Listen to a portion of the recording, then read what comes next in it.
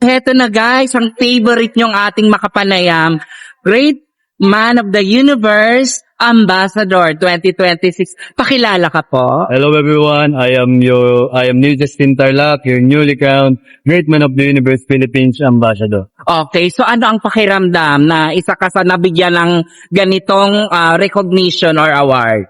To be here in this pageant, I'm very grateful. Pero yung sash at yung title ko ngayon, bonus na yun. Pero nagpapasalamat ako talaga sa lahat ng team ko. Nakita ko lahat ng efforts na ginawa nila. At ngayon na-overwhelmed ako at hindi pa rin mag-sink in sa akin na I am a title holder of sa country. Correct. So, ano ang plano after this crowning moment nyo?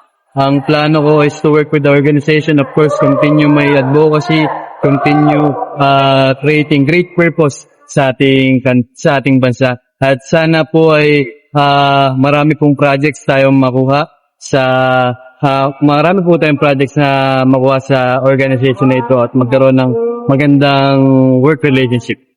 Okay. Eto na ha. State your name and then complete the sentence. Diba, binanggit mo na name mo? And then karugtong nito your blank.